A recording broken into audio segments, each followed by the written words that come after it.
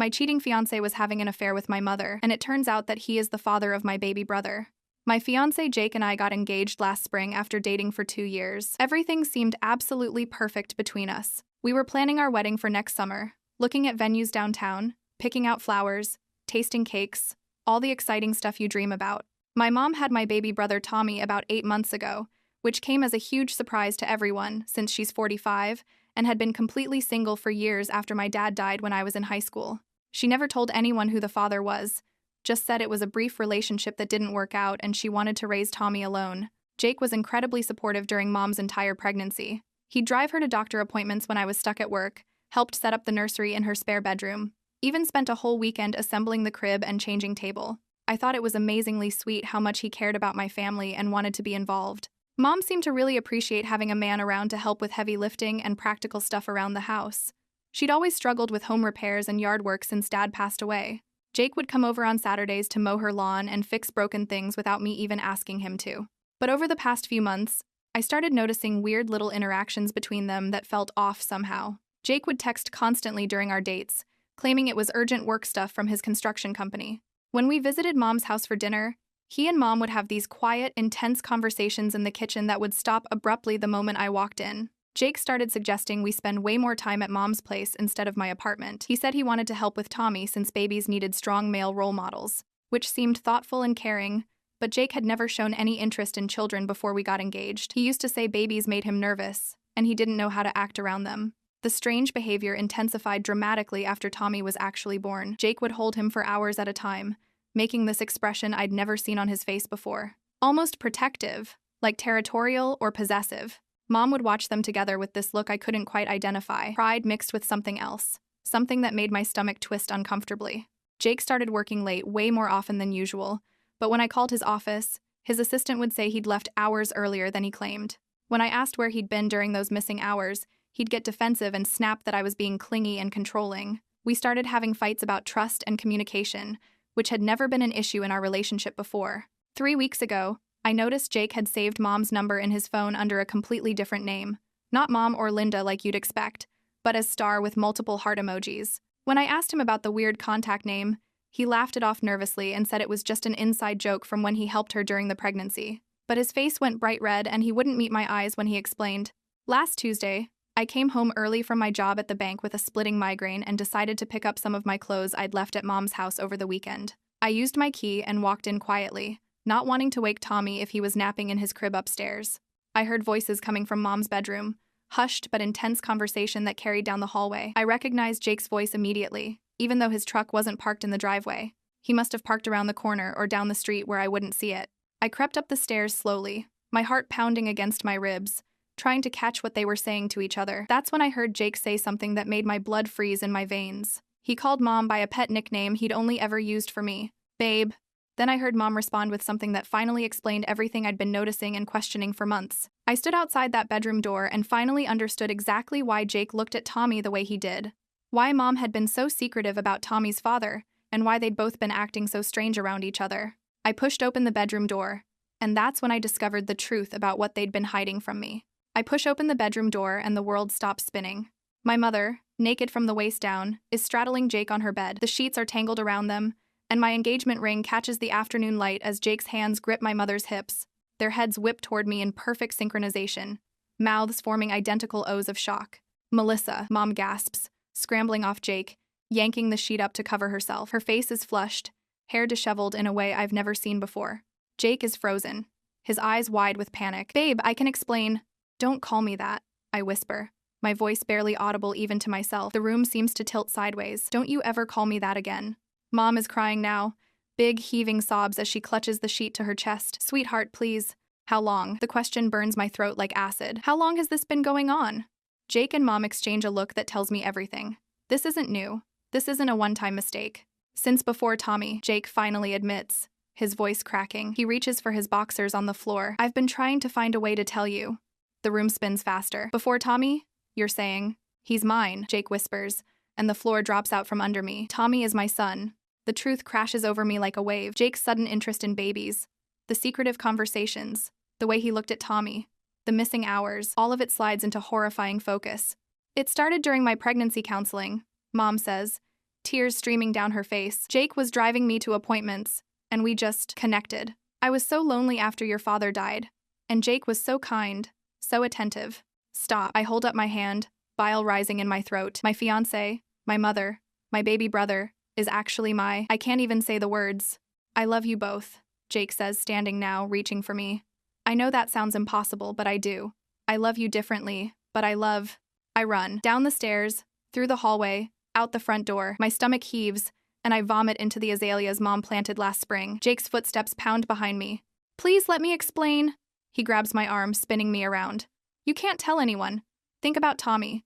Think about what this would do to everyone. I wrench my arm free, twisting my engagement ring off my finger. You're worried about your reputation while you've been fucking my mother? Keep your voice down. Jake hisses, looking frantically at the neighbors' houses. This isn't just about me. Think about your mom. Think about Tommy growing up with this hanging over him. I hurl the ring at his chest. It bounces off and disappears into the grass. You both betrayed me in the worst possible way. My fiancé and my mother, the two people I trusted most in the world. I never meant to hurt you, Jake says, his voice breaking. I swear to God, I never wanted this to happen. But it did happen, and you let me plan our wedding while you were sleeping with my mother and raising your secret child. The words taste like poison. You let me believe Tommy was just my brother, not your son. Mom appears in the doorway, hastily dressed, her face streaked with mascara. Melissa, please, we need to talk about this as a family. Family? I laugh, the sound ugly and raw. We're not a family. We're a sick joke. I stumble to my car, hands shaking so badly I can barely get the key in the ignition. Jake runs after me, pleading, but I reverse out of the driveway so fast I nearly hit the mailbox. In my rearview mirror, I see Mom collapse onto the porch steps, Jake standing helplessly between us. I drive aimlessly, sobbing so hard I can barely see the road. My phone rings constantly. Mom, Jake, Mom again. I finally pull over in a shopping center parking lot and listen to the voicemails. Baby, please come back. Mom's voice is desperate. Let me explain everything. It's not what you think. Jake's message is worse. I know you hate me right now, but I love you. I love Tommy. I love your mom. We can figure this out together. I turn off my phone and check into the first hotel I find. A mid-range chain with a vacant-eyed desk clerk who doesn't react to my tear-stained face. In the room, I collapse onto the bed, my body shaking with sobs that feel ripped from the center of my chest. Hours pass. Maybe I sleep, maybe I don't. The room grows dark, then light again. Around noon, there's a knock at the door. Housekeeping. A voice calls. Not now, I croak. Another knock, more insistent. Melissa, it's Tara. Open the door. I drag myself up and peer through the peephole. My best friend stands there, concern etched across her face. I open the door, and she takes one look at me before pulling me into a fierce hug. How did you find me? I mumble against her shoulder. Location sharing on our phones? Tara says, kicking the door closed behind her. You never turned it off. I've been calling you all night. She pulls back, examining my face. What happened? Your mom called me frantic, saying you had a huge fight. Jake's been texting everyone we know. I sink onto the bed, the weight of everything crushing me again. Tommy isn't my brother, I whisper. Well, he is, but he's also Jake's son. Tara's eyes widen. What? Jake and my mom? They've been having an affair. Since before Tommy was conceived, I walked in on them yesterday. Tara sits beside me, her hand finding mine. Oh my God. My fiancé is my baby brother's father, I say, the words still impossible to comprehend. And they both want me to forgive them, like this is just some small mistake.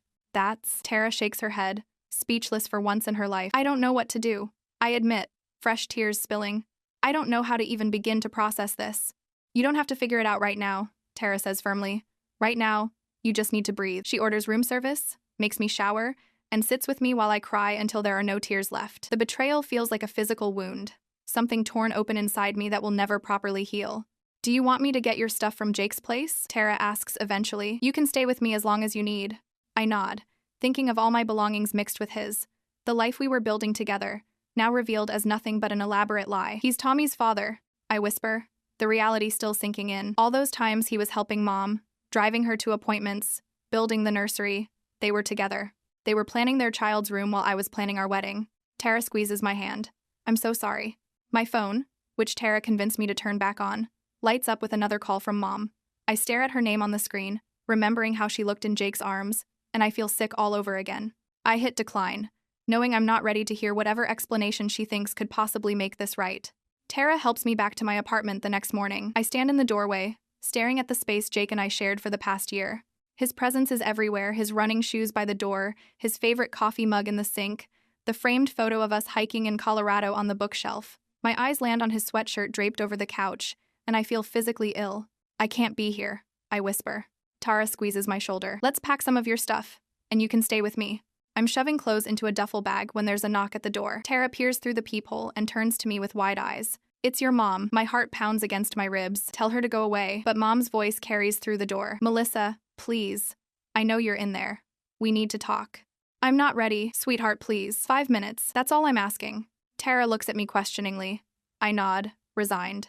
When Tara opens the door, Mom rushes in, her eyes puffy and red. She's wearing the same clothes from yesterday, her hair pulled back in a messy ponytail. She looks like she hasn't slept. Melissa, she says, reaching for me. I step back. Don't touch me.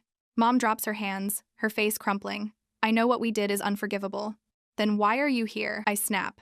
To explain how fucking my fiancé somehow makes sense? Language, Mom says automatically, then winces at her own absurdity. Are you serious right now? You're worried about my language after what you did? Mom sinks onto the couch, right next to Jake's sweatshirt. I never meant for any of this to happen. Jake was helping me through a difficult time. Oh my God, I cut her off. Please don't tell me you're going with the "it just happened" excuse. You had an affair with my fiancé, Mom. You had his baby and let me believe Tommy was just my brother. He is your brother, she insists. Nothing changes that. I laugh bitterly. Everything changes that. Jake is Tommy's father, the man I was going to marry, the man who was helping you set up the nursery while I was picking out wedding venues. Mom's crying now, mascara streaking down her face. I know it sounds impossible, but Jake truly cares for both of us. Stop it, I shout, making her flinch. Just stop. I storm into our bedroom, needing space. When I notice Jake's gym bag partially unzipped on the floor, something compels me to look inside. Beneath his workout clothes is a second phone one I've never seen before. My fingers shake as I turn it on. No passcode. The screen lights up to reveal hundreds of text messages between Jake and a contact saved as L, my mother. I scroll through them, each message more devastating than the last. Miss you, baby. Can't wait to feel you again. Tommy kicked so much today. Your son is strong like his daddy. She's working late. Come over. The timestamps go back over a year, well before Mom's pregnancy. I stumble back to the living room, the phone clutched in my hand. You lied, I say, my voice deadly quiet. This started before you were pregnant, before your counseling sessions. Mom's face drains of color when she sees the phone. And all those renovations at your house? Jake's company did those for free, didn't they? The new kitchen, the deck, the bathroom remodel? That wasn't just him being nice to his future mother-in-law. He wanted to help, Mom says weakly. Help? I throw the phone at the wall. It doesn't break, just falls with a thud. He was buying your silence. He paid for Tommy's nursery, didn't he? The medical bills? Mom doesn't deny it, which is confirmation enough. You both used me, I whisper. I was just a cover story for your sick relationship. That's not true, Mom pleads. Jake loves you. He just... Don't you dare tell me how Jake feels about me, I seethe. You have no idea what love is. The door bursts open, and Jake stumbles in, clearly drunk despite it being barely noon. His eyes are bloodshot, tie askew. There you are, he slurs, looking between Mom and me. Been looking everywhere. Get out, I say. Jake ignores me, swaying slightly. Linda, you shouldn't be here. We agreed to give her space. Linda, I repeat, not babe anymore? Jake flinches. Melissa, please. We need to figure this out. Tommy needs all of us. Tommy needs his father and mother, I say coldly. And apparently that's you two, not me. Don't say that, Mom cries. You're his sister. He needs you. Jake steps closer, his expression hardening. You need to understand something. Tommy is my son. If you tell anyone about this, I'll file for custody. I have rights. The threat hangs in the air like poison gas. Tara, who's been silently witnessing this nightmare, finally speaks up. Are you seriously threatening her right now? After what you did? Something in me snaps. I grab Jake's gym bag and start shoving his belongings into it, his phone, his clothes, his toiletries from the bathroom. What are you doing? He demands. Getting you out of my life, I say through gritted teeth. I gather armfuls of his stuff, marching past them to the door. Melissa, stop, Mom calls after me. I ignore her, taking the stairs 2 at a time down to the parking lot. I throw Jake's things into the back of his truck, then return for more. Jake and Mom follow me, pleading, as I make trip after trip. You can't just throw my stuff out, Jake yells, drawing the attention of my neighbors, who watch from their windows and balconies. Watch me, I snap, dumping his precious golf clubs onto the pavement. Mom grabs my arm. Honey, please, think about Tommy. He's innocent in all this. I wrench away from her. Don't use him as a shield. You both betrayed me in the worst possible way. Jake, drunk and desperate, makes a final plea. You can't just abandon your brother. He's still your brother. And whose fault is it that he's also your son? I scream, loud enough for everyone to hear. You slept with my mother. You got her pregnant while we were engaged. The shocked gasps from the neighbors are audible. Mrs. Patel from 3B covers her mouth. The college guys from the ground floor apartment stop unloading groceries to stare.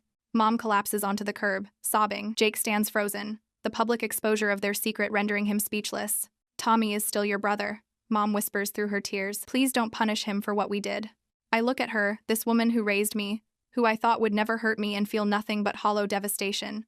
I love Tommy, I say quietly, but I don't know how to be in his life without seeing the two of you. And right now, I can't even look at either of you.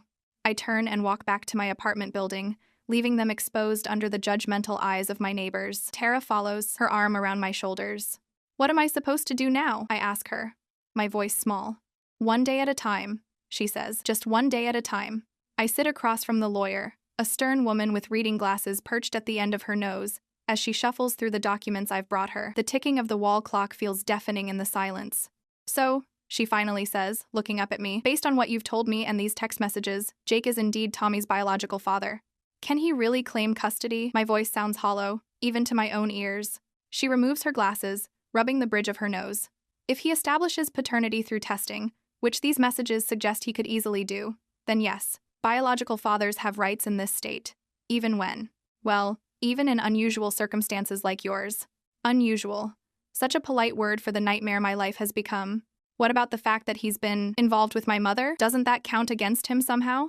Morally? Perhaps. Legally? No. Courts focus on what's best for the child, not punishing adults for their choices, however questionable. I leave her office feeling even more defeated than when I arrived.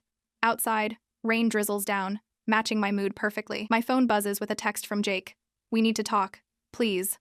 Coffee shop on Main, 2 p.m.? I should ignore him. I should block his number and never speak to him again. Instead, I text back, fine. The coffee shop is neutral territory, public enough that neither of us can cause a scene. Jake's already there when I arrive, sitting at a corner table with 2 cups. He looks terrible unshaven, dark circles under his eyes, hair unwashed.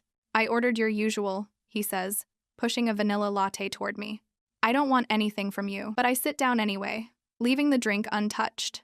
I spoke with a lawyer, I tell him, cutting straight to the point. She says you have rights to Tommy. Jake nods slowly. I know. I've consulted one too. He leans forward, his voice dropping. But I don't want to do that, Melissa. I don't want to fight you. Really? Because threatening to claim custody seemed pretty fight-like to me. He winces. I was drunk. I was desperate. I didn't mean it. Like you didn't mean to sleep with my mother? Like you didn't mean to father my brother while we were planning our wedding? Jake's eyes fill with tears. I know you won't believe this, but I do love you. I always have. Don't, I warn, my voice shaking. Don't you dare. It's true, he insists. What I feel for your mom is different. It's not. If you say it's not the same, I will throw that coffee in your face. I hiss. You don't get to rank the people you betrayed. He falls silent, staring down at his hands. What do you want from me, Melissa? I want you to disappear. I want to wake up and discover this was all just a nightmare. But since that's not possible, I want you to stay away from me. And Tommy? He asks quietly. The question stabs me in the chest. Tommy, my innocent little brother, caught in the middle of this disaster. I don't know, I admit. My phone buzzes with a text from Mom. Please call me. We need to talk as a family. I show Jake the message. She keeps saying that. As a family, like the 3 of us are going to sit down and work this out over dinner. Your mom is trying, Jake says. She never meant to hurt you. I laugh bitterly. That's what everyone who does terrible things says. I never meant to hurt you, as if intention somehow erases the damage. We could try family therapy, Jake suggests. All 3 of us, with a professional mediator. I stare at him incredulous. You think therapy is going to fix this? But somehow, 3 days later, I find myself sitting in a therapist's office with Jake and Mom, the tension so thick it's hard to breathe. The therapist, Dr. Winters, has kind eyes and a gentle voice, but even she seems overwhelmed by our situation. Let's start by acknowledging that this is an extremely complicated dynamic, she begins. Mom immediately starts crying. I just want my daughter back. I want us to be a family again. A family? I snap. You slept with my fiancé. You had his baby and lied to me about it for months. I never lied about Tommy being your brother, Mom insists, dabbing at her eyes. Half-brother, I correct coldly. And my ex-fiancé's son. A fact you conveniently forgot to mention. Jake clears his throat. I take full responsibility. I pursued Linda when she was vulnerable after your father died. Oh, don't act noble now, I spit. You were with me when you started sleeping with her. You proposed to me while you were having an affair with my mother. Dr. Winters tries to intervene. Perhaps we could. And you? I turn to Mom, unable to contain the flood of anger. How could you? After everything we've been through together? After Dad died and it was just us? How could you betray me like this? I was lonely, Mom cries out. I was so lonely after your father died. And Jake was there. And he was kind and attentive. And already in a relationship with your daughter, I shout, standing up. You know what? This is pointless. You two deserve each other. I storm out, ignoring Dr. Winters calling after me. In the parking lot, I collapse against my car, sobbing. My phone rings. It's a number I don't recognize. Hello? I answer, my voice thick with tears. Is this Melissa? A woman's voice, hesitant and unfamiliar. Yes. Who's this? My name is Helen. I'm Jake's mother. My heart stops. How did you get my number? From the wedding invitation list, she says softly. Melissa, my husband and I just found out what Jake has done. We're horrified. We wanted you to know that. I don't know what to say. I'd only met Jake's parents twice. They lived in another state and weren't close with him. We had no idea, Helen continues, her voice breaking. About Tommy, about your mother, none of it. We raised him better than this. Thank you for calling, I managed to say. If you need anything at all, please let us know. And Melissa, we're so sorry. I hang up, oddly touched by their gesture. At least someone in this mess has a moral compass. 2 weeks later, Tara calls me in a panic. Your mom is moving in with Jake. They're taking Tommy with them. What? I gripped the phone tighter. I drove by your mom's place to check on things, and there was a moving truck. Jake was loading boxes. Your mom said they're consolidating households for Tommy's sake. The news shouldn't hurt. I've barely spoken to either of them since the therapy disaster, but it does. It makes everything so official. They're a family now, without me. I throw myself into work, staying late at the bank, volunteering for weekend shifts, anything to keep busy, to avoid thinking about my mother and Jake playing house with my baby brother. Then Jake starts showing up at my workplace. The first time, I think it's coincidence he's at the coffee shop across from the bank when I go for lunch. The second time, he's waiting in the parking lot when I leave work. By the third time, when he follows me into the grocery store, I know it's deliberate. You need to stop, I tell him, abandoning my cart in the cereal aisle. This is stalking, Jake. I just want to talk, he pleads, following me out to my car. Linda misses you. Tommy misses you. Tommy is 8 months old. He doesn't even know who I am anymore. That's not true. He lights up when we show him your picture. The thought of them showing Tommy my photo makes me physically ill. Stay away from me, I warn, getting into my car. But he doesn't. The next day, he's outside my apartment building. The day after, he sends flowers to my desk at work with a note. Tommy's first birthday is next month. Please come. I file for a restraining order the following morning. When the court date arrives, Jake doesn't contest it. He sits there, shoulders slumped, as the judge grants my request. Mom isn't in the courtroom, but I can feel her absence like a physical pain. 3 weeks later, an invitation arrives in the mail. Tommy's first birthday party. There's a handwritten note from Mom. Please come, he's still your brother. We miss you so much. I throw it in the trash, but fish it out hours later, smoothing the crumpled paper. Tommy's face smiles up at me from the invitation photo, his chubby cheeks and bright eyes so innocent, so unaware of the chaos surrounding his existence. The day of Tommy's birthday, I drive to the address on the invitation, but can't bring myself to go inside. I sit in my car across the street, watching guests arrive with colorful packages and balloons. Mom stands at the door, greeting everyone with a smile that doesn't reach her eyes. Jake hovers behind her, Tommy on his hip. My phone rings. It's a woman named Rebecca. Is this Melissa Coleman? Yes. Who's this? I was engaged to Jake Daniels 3 years ago. My blood runs cold. What? I found your number through mutual friends. I heard what happened with you and your mother, and I thought you should know you're not the only one. Jake has a pattern. I listen in stunned silence as Rebecca tells me how Jake cheated on her with her cousin, how he manipulated both of them, playing the victim when caught. He has a type, Rebecca says. Women he can control, women with family connections he can exploit. I just wanted you to know you didn't do anything wrong. This is who he is. I thank her, hanging up in a daze. Across the street, I see Mom searching the arriving guests, probably looking for me. Tommy reaches his little hands toward a balloon, and Jake bounces him gently, making him giggle. I start my car and drive away. Rebecca's number saved in my contacts. Maybe I'll call Jake's previous fiancé back. Maybe we both have more stories to share. 1 year has passed since my world shattered. The calendar doesn't lie, but it feels both longer and shorter somehow. Doctor? Reynolds says that's normal with trauma. Time becomes elastic, stretching and compressing in ways that don't make logical sense. How are you feeling about Tommy's birthday next week? She asks, her pen poised over her notepad. I shift in the leather chair that's become familiar over our weekly sessions. Mixed, I want to see him, but seeing him means seeing Linda and possibly Jake. She finishes for me. Exactly. I twist the tissue in my hands into a tight spiral. Tommy's turning 2. He won't even remember if I'm there or not. But you'll remember, Dr. Reynolds says gently. And that matters too. After our session, I sit in my car, scrolling through the photos on my phone. Tommy at 18 months, chubby-cheeked and laughing in the park. Me holding him while he sleeps. These supervised visits have become the highlight of my month. Carefully orchestrated so I rarely have to interact with Mom directly, and never with Jake. My phone rings. It's Tara. "You're not going to believe this," she says without preamble. "Jake's cheating on your mom." Something between a laugh and a sob escapes me. "Are you serious? Rebecca, his ex-fiancé before you? She's friends with this woman Melissa, who works at the bank downtown. Apparently, Jake's been hitting on her for weeks. Your mom found texts on his phone last night and completely lost it. Police were called to their house. The news should make me feel vindicated.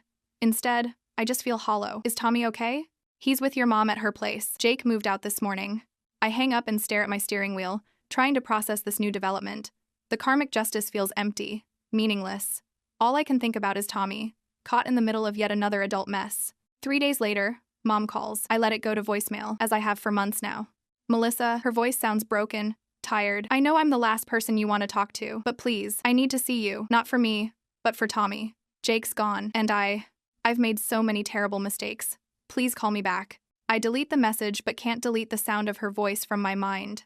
A week passes. More voicemails, more texts. Finally, I agree to meet her at a coffee shop neutral territory, public enough that neither of us can cause a scene. Mom looks older, thinner. The confident woman who raised me seems diminished somehow, shoulders curved inward like she's protecting herself from a blow. "Thank you for coming," she says, hands wrapped around her mug like she's trying to absorb its warmth. "I'm here for Tommy," I say flatly. "That's it." She nods. "I understand. I don't deserve your forgiveness." "No, you don't. Jake and I..." She starts, then stops. "It imploded. He was seeing someone else. Has been for months." "Shocking," I say, the sarcasm bitter on my tongue. "I made the worst mistake of my life," Mom says, her eyes filling with tears. "I betrayed my own daughter. I let my loneliness and selfishness destroy our family." "Yes, you did." "I'm in therapy now," she continues. "Individual sessions. I'm trying to understand how I could have done something so terrible to you." I take a sip of my coffee, letting the silence stretch between us. "What do you want from me, Mom?" "Nothing you don't want to give," she says quietly. "But Tommy asks about you. He misses his sister." The words hit me harder than I expected. He's 2. He barely knows me. He knows your picture. He calls you Sissy now. Something in my chest cracks open at that. I blink back unexpected tears. "I've filed for full custody," Mom continues. "Jake's agreed to supervised visitation only. He's not contesting it." "Where is he?" "Moving to Colorado. His business here collapsed after everything came out. Too many clients knew what happened." I feel a grim satisfaction at that, though it doesn't heal anything. "Would you consider," Mom says hesitantly, "maybe seeing Tommy more regularly? Not with me present if you don't want. My friend Carol could bring him to the park or wherever you're comfortable." I think about Tommy growing up without me, about missing his childhood milestones. Whatever Jake and Mom did, Tommy is innocent. "I'll think about it," I say finally. 2 weeks later, I file court papers requesting formal visitation rights as Tommy's sister. My lawyer says it's unusual but not unprecedented, especially given the circumstances. The judge, a stern woman with kind eyes, grants my request after reviewing the case. "The child's welfare comes first," she says. "Having a stable, loving sister in his life is clearly beneficial." Mom doesn't contest it. In fact, she supports my petition, telling the court that maintaining our sibling relationship is essential for Tommy's well-being.